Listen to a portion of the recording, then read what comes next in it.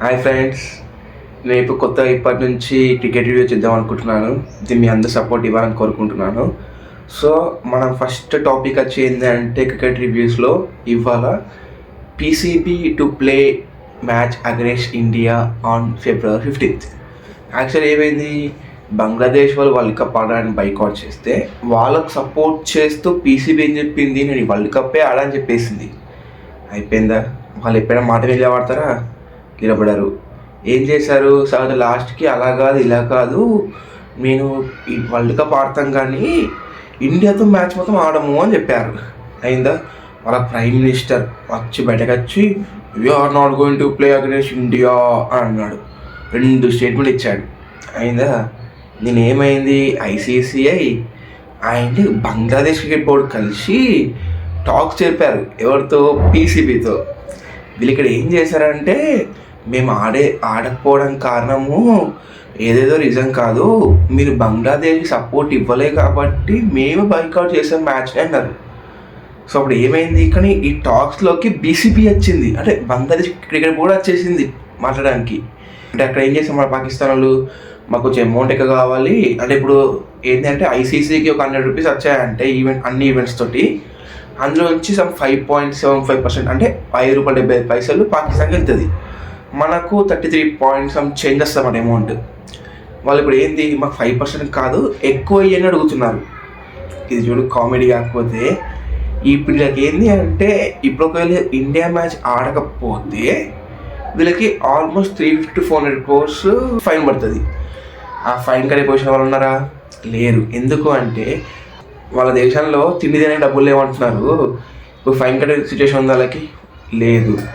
వీళ్ళ prime minister వచ్చి బయటకు వచ్చి నేను ఆడనీయా, మా వాళ్ళు ఆడరు అంటారు. ఆడుతున్నారు అంటే అంతే. ఏంటంటే ఒక డ్రామా లైక్ ఏంది అంటే, ఎక్కువ అమౌంట్ తీసుకోవడం కోసం, ఏదో బంగ్లాదేశ్కి హెల్ప్ చేసిన ట్రై చేయడం కోసము. ఎందుకంటే ఇప్పుడు బంగ్లాదేశ్లో ఏదైతే గవర్నమెంట్ ఉందో ఆ గవర్నమెంట్ టెంపరీ గవర్నమెంట్, ఆ గవర్నమెంట్ ఇప్పుడు పాకిస్తాన్కి హెల్ప్ఫుల్గా ఉంది. సో బంగ్లాదేశ్లో ఇప్పుడు 13th or 14th ఎలక్షన్స్ అవుతున్నాయి. ఇలా స్కీమ్ ఏంటంటే, ఒకవేళ బంగ్లాదేశ్లో మనం అనుకున్న గవర్నమెంట్ వస్తే మనకు హెల్ప్ఫుల్ ఉంటుంది కదా అని చెప్పి పాకిస్తాన్ యొక్క కుట్ర. సో దానికోసం అని చెప్పి వీళ్ళు ఇప్పుడు అంతా హెల్ప్ చేస్తున్నారు. ఎందుకు ఇలా హెల్ప్ చేస్తే ఎగ్జిస్టింగ్ ఉన్న ప్రభుత్వం గెలిస్తే వీళ్ళకి హెల్ప్ఫుల్ అవుతుందని చెప్పి వీళ్ళు ట్రై చేశారు. కానీ ఇక్కడ కామెడీ ఏంది అంటే, నిన్న ఒక ప్రెస్ మీట్ ఇచ్చింది బంగ్లాదేశ్. అది ఇక్కడ ఏమన్నదంటే, మాకు సపోర్ట్ చేసిన పాకిస్తాన్కి చాలా థ్యాంక్ యూ, బట్ మనకు ఒక క్రికెట్ అనేది ఒక ఈకో సిస్టంలా ఉండాలి, దానిలో మధ్యలో ఈ పాలిటిక్స్ వచ్చి డిస్టర్బ్ చేయొద్దు అది ఇది అని చెప్పి ఏదో చెప్పేసి మీరు వెళ్ళి ఇండియాతో మ్యాచ్ ఆడండి అని చెప్పారు వాళ్ళు. అని ఇప్పుడు ఏంటి అంటే, పాకిస్తాన్ డైరెక్ట్గా ఆడితే బాగుంటుంది కదా, అందుకని చెప్పి బీసీబీ వచ్చి మీరు ఆడండి, మీరు మాకోసమే బైకాట్ చేశారు కదా, మేమే చెప్తున్నాము ఆడండి అని చెప్పి చెప్తున్నాం అన్నమాట. అసలు వీళ్ళు పాకిస్తాన్ ఉన్నారు కదా, వామ్మో తట్టుకోలే వీళ్ళని. సర్లేండి, ఎట్లా ఇండియా వర్సెస్ పాకిస్తాన్ మ్యాచ్ అవుతుంది, అందరు ఏదో ఒక వారు ఏదో అంటున్నారు కానీ అంత లేదు బ్రో.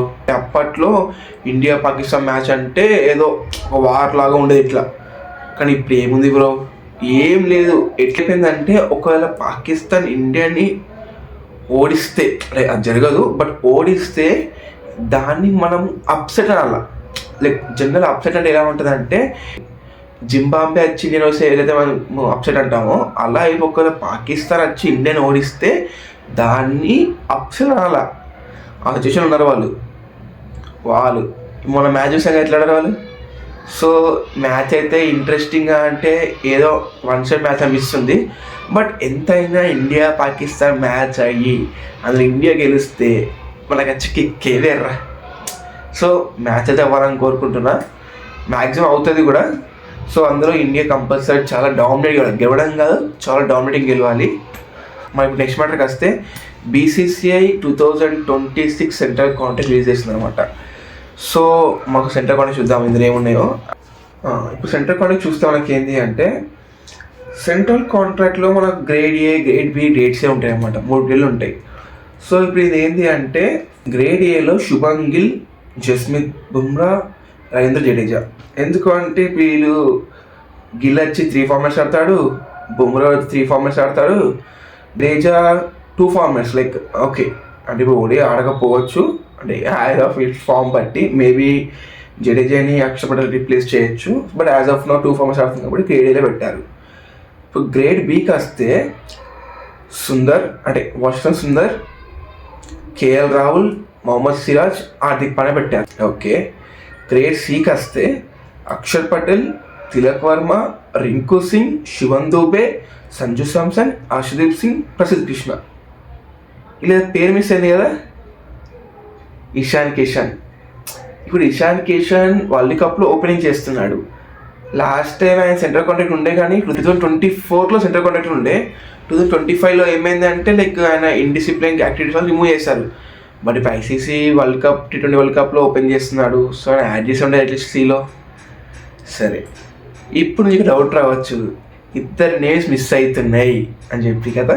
యా, విరాట్ కోహ్లీ, రోహిత్ శర్మ. వాళ్ళని సెంటర్ కూడా ఉంచారు, బట్ వాళ్ళని గ్రేడ్ బిలో వేశారు. అంటే దానికి రీజన్ ఏంటి అంటే వాళ్ళు ఓన్లీ వన్ ఫార్మేట్ ఆడుతున్నారు ఓడి అని చెప్పి వాళ్ళని గ్రేడ్ బిలో వేశారు. బట్ నా దృష్టిలో ఏంటంటే వన్ ఫార్మేట్ ఆడినా కూడా గ్రేడ్ బి అవసరం లేదు. ఎందుకు అంటే జనరల్గా ఇప్పుడు గ్రేడ్ ఏ గ్రేడ్ బికి ఒక 7 crores 5 crores ఉంటుంది అన్నమాట అమౌంట్. ఇప్పుడు బీసీసీఐకి ఒక 4 crores 5 crores ఎక్స్ట్రా ఇస్తే వాళ్ళకి పోయేదే లేదు. ఇవన్నీ అమౌంట్ కూడా వాళ్ళకి వచ్చే ఇంట్రెస్ట్ కాదు. ఎందుకంటే మీకు తెలుసు కదా, బీసీసీఐ అనేది ఒక ట్రస్ట్ కిందకి వస్తుంది. వాళ్ళు సంపాదించే అమౌంట్లో ₹1 ట్యాక్స్ కట్టారు. సో 5 crores ఇయర్లీ ఎక్స్ట్రా ఇస్తే వీళ్ళకి పోయేదే లేదు. కానీ అలాంటి పెద్ద ప్లేయర్స్ని, అంత పెద్ద స్టేజ్ అయిన ప్లేయర్స్ని గ్రేడ్ బి వేయడం ఎందుకు నాకు నచ్చలేదు. That's fine. ఇవైతే ప్లేయర్స్ లిస్ట్ మీరు ఇప్పుడు చూడొచ్చు ఇక్కడ స్క్రీన్ పైన కూడా, grade A, grade B, grade C ప్లేయర్స్ని. కానీ ఇందులో ఇంకో కొంతమందిని ఎవరైతే మిస్ అయ్యారో అని మీరు అనుకుంటున్నారో వాళ్ళని కామెంట్ బాక్స్లో పిన్ చేయండి, చూస్తాను నేను కామెంట్స్ అన్ని. అండ్ ఇంకోటి ఏంటి అంటే ఇక్కడ అక్షర్ పటేల్ అంటే vice captain of T20 world కప్ని కూడా గ్రేడ్ సిలో వేశారు.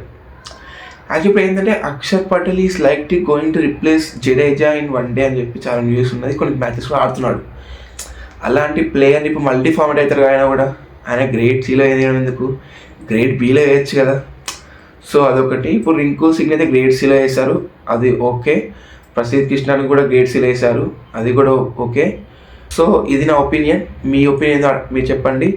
అండ్ ఇండియా పాకిస్తాన్ మ్యాచ్ అనేది ఇప్పుడు టఫ్ మ్యాచా లేదా నేను అనుకుంటూ అప్సెట్ మ్యాచ్ అవుతుందా, మీరేమనుకుంటున్నారు కామెంట్ బాక్స్లో పిన్ చేయండి. మీరు ఎవరైనా సెంట్రల్ కాంటాక్ట్లో ఈ ప్లేయర్ ఉండుంటే బాగుంటుంది అనుకుంటే అది కూడా కామెంట్ బాక్స్ పిన్ చేయండి.